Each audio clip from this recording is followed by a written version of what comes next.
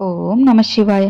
ఈరోజు శివయ్య సందేశం ఏంటి అంటే, భక్త, నీకు నచ్చిన వ్యక్తిని తలుచుకుని ఈ రెండిట్లో ఒక పువ్వుని తాకు.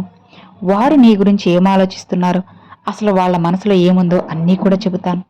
ఈ శివయ్యపై నీకు ఏమాత్రం నమ్మకమున్నా ఆఖరి వరకు విని అర్థం చేసుకో అని ఈరోజు శివయ్య ఒక సందేశాన్ని అయితే పంపారండి.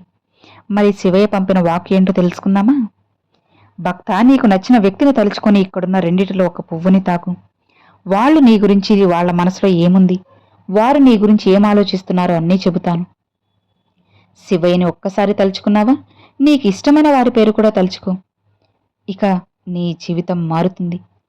నీ జీవితంలో ముఖ్యమైన వ్యక్తి గురించి నువ్వు తెలుసుకోవాలనుకుంటున్నావు కదా, వాళ్ళ మనసులో నీ గురించి ఎలాంటి మాటలు ఉన్నాయి, ఏమనుకుంటున్నారో అన్నీ కూడా ప్రతి ఒక్కటి తెలియచేస్తాను. అన్నీ నీకు స్పష్టంగా అర్థమయ్యేలా చేస్తాను. నువ్వు ఆఖరి వరకు మంచిగా పాజిటివ్ మైండ్తో విన్నావంటే మనసు కూడా చాలా ప్రశాంతంగా ఉంటుంది.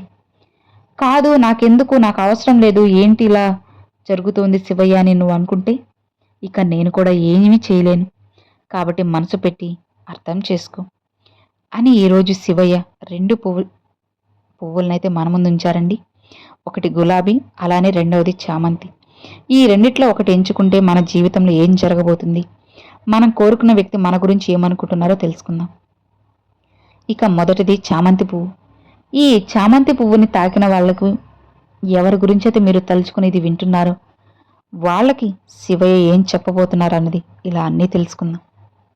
ఇలా చూడు భక్త, నువ్వు చామంతి పువ్వు అనుకుని నీ మనసులో ఆ వ్యక్తి పేరు అనుకున్నావు కదా, ఆ వెనుకున్న వ్యక్తి నీ పేరుని తలుచుకుంటూ నీ రూపాన్ని మనసు నిండా నింపుకొని అన్నీ కూడా నీ ఆలోచనలతోనే ఉన్నారు. వారి ఆలోచన మొత్తం కూడా నువ్వే ఉన్నావు. వారి ఆలోచనలో నువ్వు మాత్రమే ఉన్నావనేది అన్న విషయంలో సందేహం లేదు. వారైతే నీ గురించి చాలా మంచిగా ఆలోచిస్తున్నారు.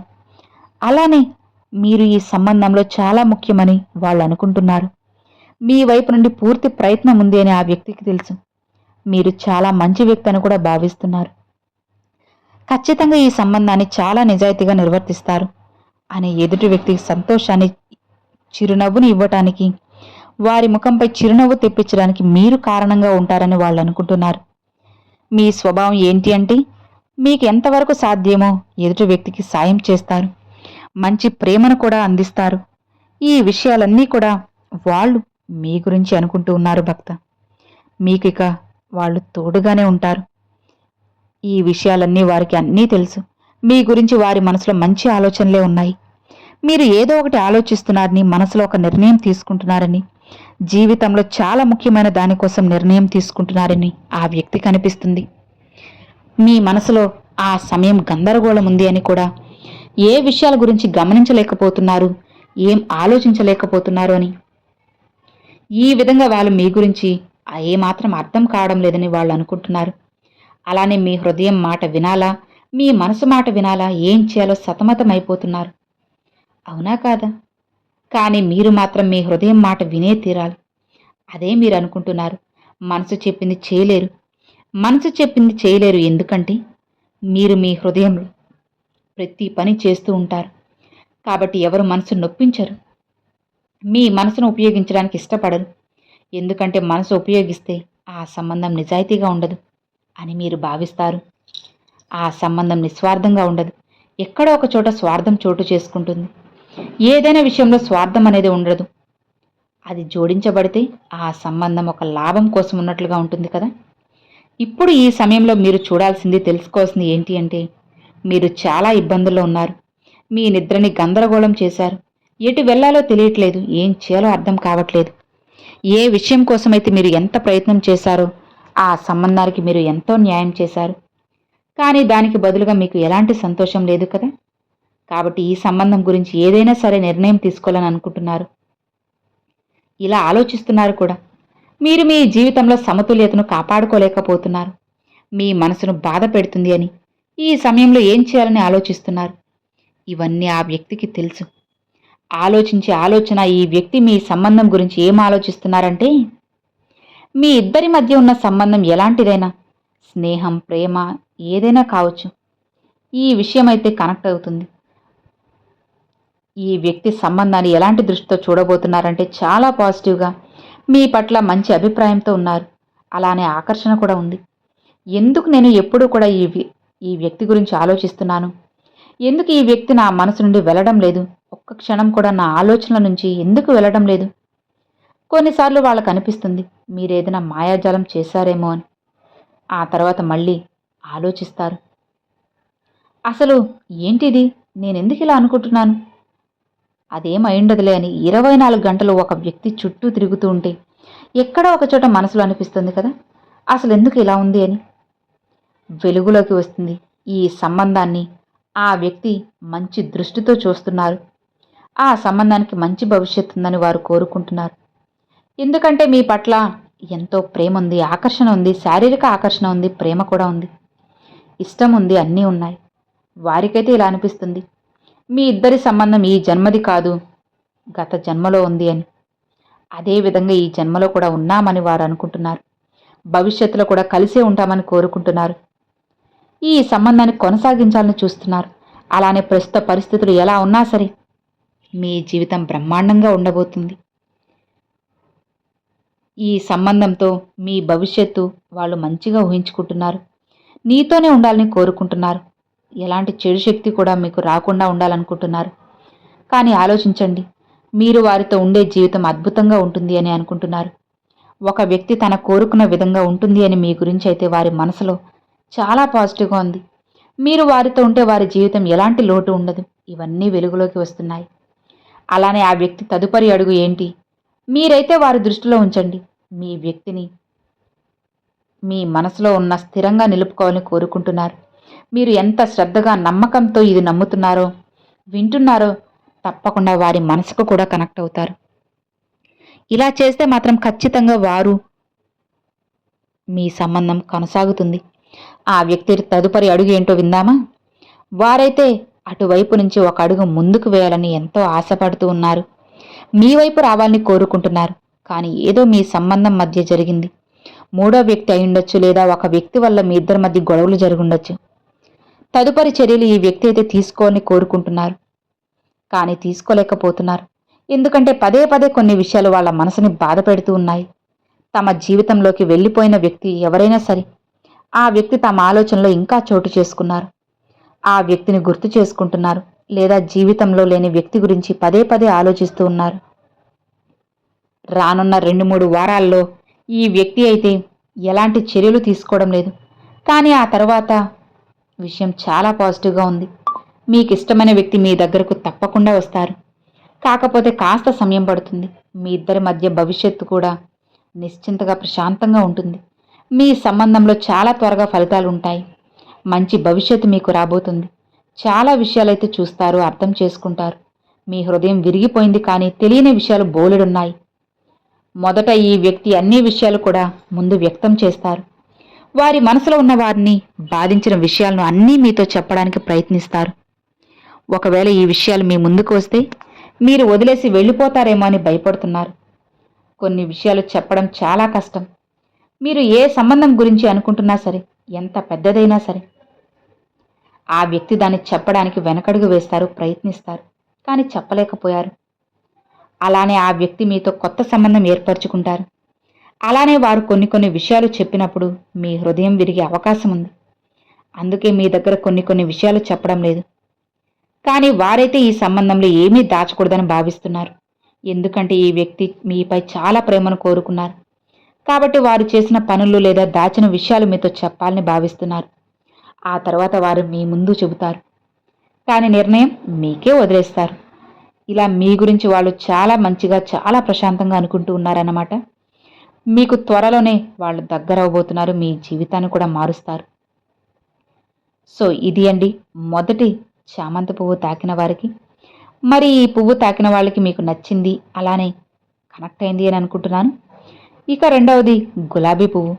ఈ గులాబీ పువ్వు తాకిన వాళ్ళకి మీరు ఎవరి గురించి అయితే తలుచుకొని ఈ పువ్వు తాకారో, ఇక వాళ్ళు మీ గురించి ఏమనుకుంటున్నారు నాకు అనేది మనం ఇప్పుడు తెలుసుకుందాం.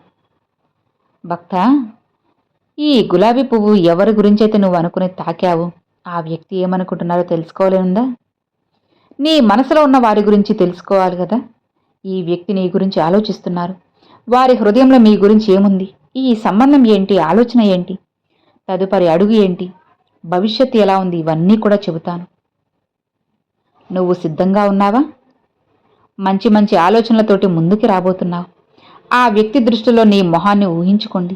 ఇక వారు నీ గురించి ఏం ఆలోచిస్తున్నారో, వారి మనసులో ఏముందో నిస్వార్థంగా ఉండే మాటలు చెబుతాను. నీ మనసుకి ఇష్టం వచ్చినట్లు చేసే వ్యక్తి చాలా అమాయకం గల వ్యక్తి. నువ్వు ఏదైనా చెప్పేటట్లు వినేటట్లుగా చూస్తారు. దీనివల్ల కొన్నిసార్లు మీ జీవితం ప్రమాదంలో పడుతుంది. మీరైతే కొన్ని నిర్ణయాలు తీసుకుంటారు. ఎవరి మాట వినరు. మనసుకి ఇష్టం వచ్చినట్లు చేసే స్వభావం మీది అని వాళ్ళు అనుకుంటున్నారు. ఒక అమాయకమైన పసిపిల్లాడిలో మీరుంటారని వాళ్ళు అనుకుంటున్నారు. తల్లి ఎంత చెప్పినా సరే విన్ని పసిపిల్లల్లా ఉంటారని అనుకుంటున్నారు. అలానే తెలివైన వ్యక్తి శత్రువులపై విజయం సాధించడం అంతా బానే ఉంటుంది, మీకు తెలుసు కదా.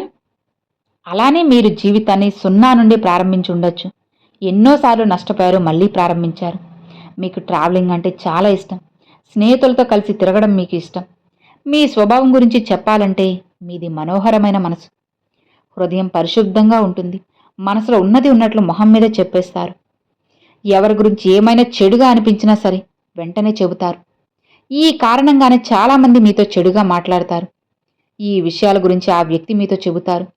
ఇలా మాట్లాడొద్దు, ఇలా అనొద్దు అని. ఎవరైనా ఏదైనా నిన్నంటే వారు భరించలేరు. నిన్ను ఏదైనా అంటే వారు తట్టుకోలేరు. చెప్పినా సరే మీరైతే మీ మనసును నియంత్రించుకోలేరు అనుకోండి. మీకు నచ్చినట్లే ప్రవర్తిస్తారు. అయితే వాళ్ళు అనుకుంటున్నారు మీరైతే అందరికీ సంతోషాన్ని పంచేవారు, మీరు ఆనందంగా ఉండటం ఇష్టం, ఆందోళనగా ఉండడం మీకు ఇష్టం ఉండదు అని. మీ చుట్టూ ఎవరున్నారు, మీ విషయాల గురించి వారికి బాగా తెలుసు.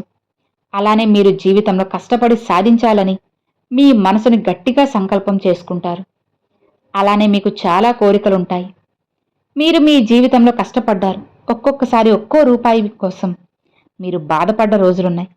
ఇకపై మీ జీవితంలో స్ట్రగుల్స్ అనేటివి అస్సలు చేయడం లేదు. అది మీకు ఇష్టం లేదు కూడా. డబ్బు ముఖ్యమే. జీవితంలో ఈ విషయం గురించి వాళ్ళు ఆలోచిస్తున్నారు. ఇక మీ ఇద్దరి మధ్య ఉన్న సంబంధం గురించి ఆ వ్యక్తి ఏం ఆలోచిస్తున్నారో ఇప్పుడు తెలుసుకుందాం. ప్రస్తుతం ఈ వ్యక్తి అయితే ఎలాంటి ఆలోచనలతో ఉన్నారంటే, వారి జీవితంలో కొన్ని విషయాలు ఉన్నాయి. వాటిని మీ ముందు బహిరంగంగా చెప్పరు. ఇప్పుడు చెప్పాలి అని కూడా అనుకోవడం లేదు. మీరైతే ఈ వ్యక్తితోటి సంబంధం కొనసాగించాలని ఆలోచిస్తున్నారు. ప్రస్తుతానికి వారు మీ సంబంధం గురించి ఆలోచించడం లేదు. వారి జీవితంలో జరిగిపోయినాయి కొన్ని విషయాలు. వారైతే ఇప్పుడు వివాహ సంబంధం గురించి అయితే ఆలోచించడం అస్సలు లేదు.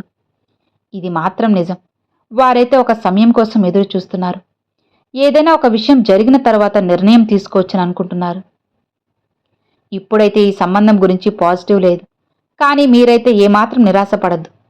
మీ వయసుతో అయితే చిన్న వయసు అయితే 23, ఈ వయసు కూడా కావచ్చు. మీ వయసులో కొంతమంది ఇలానే చేస్తారు. సీరియస్గా రిలేషన్లోకి వెళ్ళరు. సీరియస్గా రిలేషన్ గురించి ఆలోచించారు. ఎందుకంటే బ్రేకప్లు, రిలేషన్స్, మళ్ళీ బ్రేకప్లు, రిలేషన్స్ ఇలా జరుగుతూ ఉంటాయి.